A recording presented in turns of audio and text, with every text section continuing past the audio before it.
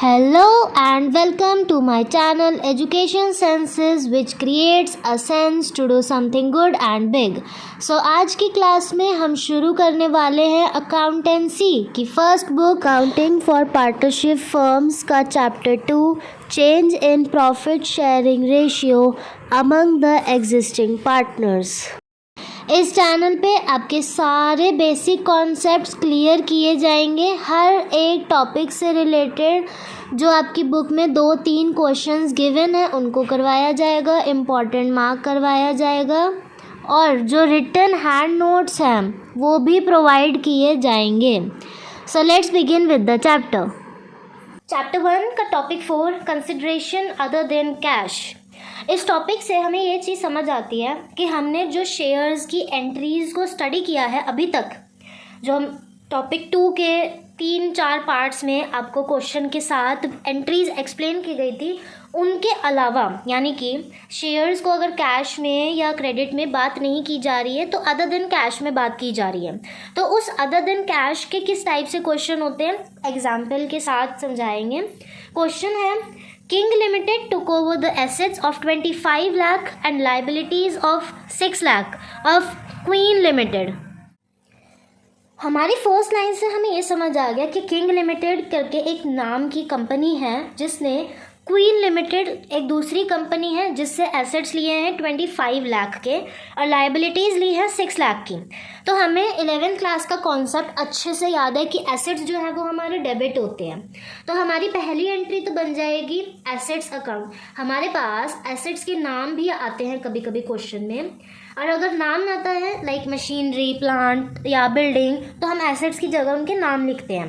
तो assets account debit, अभी amount नहीं लिखनी। अब सेकेंड चीज़ हमें बोली गई है कि लायबिलिटीज़ हैं 6 लाख की ऑफ क्वीन लिमिटेड, यानी कि हमें 1 लाइन लीव करके फिर लिखना है 2 liabilities account, assets account debit 1 line leave करके 2 लायबिलिटीज़ अकाउंट, क्योंकि लायबिलिटीज़ हमारी क्रेडिट में आती हैं। लायबिलिटीज़ का नाम भी दे सकते हैं, जैसे आउटस्टैंडिंग सैलरी हो गई, किसी का लोन हो गया है, कुछ भी। उसके बाद उन्होंने बोला of queen limited, king limited paid the purchase consideration of issuing 10,000 shares, यानी कि क्वीन लिमिटेड से लिया है, तो जिससे लिया है क्वीन लिमिटेड का नाम आ जाएगा। अब हमने ये लाइन इसलिए लीव करी थी because 25 lakh amount of assets जो है वो 6 लाख अमाउंट ऑफ लाइबिलिटीज़ से ज़्यादा है। तो अगर आप एसेट्स की वैल्यू यहाँ पे 25 लिखते हो और यहाँ पे 6 लाख लिखते हो तो उसके बाद भी आपका डेबिट क्रेडिट जो है टोटल में बैलेंस नहीं हो रहा है। दैट मीन्स डेबिट में एक चीज़ और ऐड की जाएगी एंड दैट मीन्स कि हमें क्वीन लिमिटेड की अमाउंट अभी भी निकालनी है।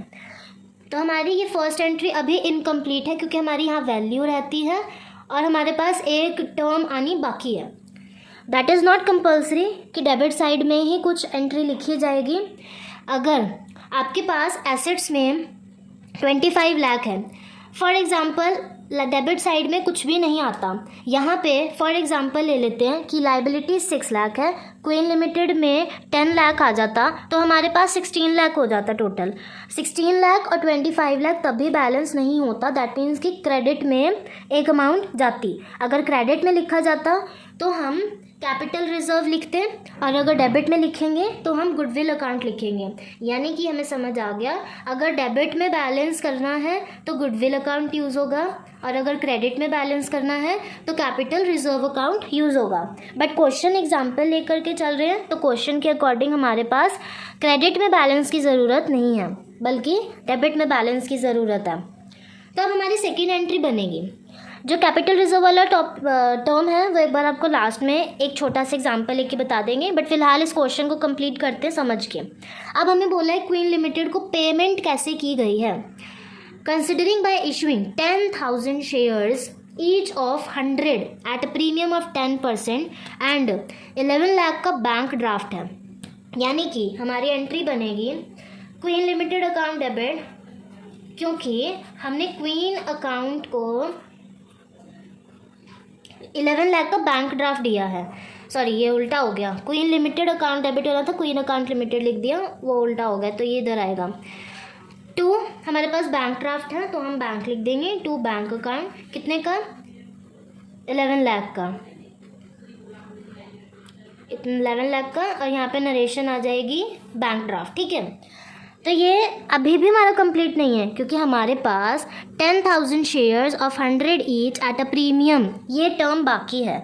इसको करने के लिए हमें ये समझ में आ गया कि क्वीन लिमिटेड को, जो क्वीन लिमिटेड कंपनी है, उसको शेयर्स दिए गए हैं।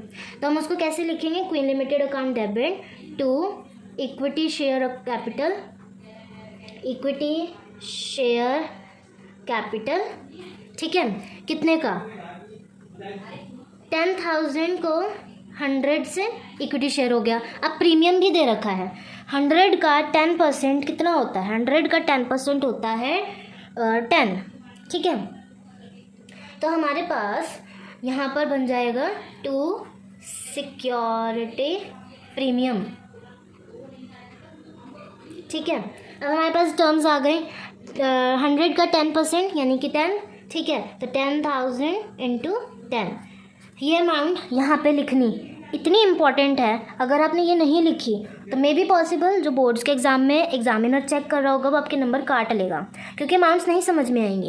अब आपने 10,000 को 100 से मल्टीप्लाई करके 10 लाख लिख दिया, लेकिन उसको समझ ही नहीं आया कि 10 लाख कैसे आया। तो अब इधर बताओ कि आपने 10,000 को 100 से मल्टीप्लाई करा तो आपके पास जो है 10 लाख आया।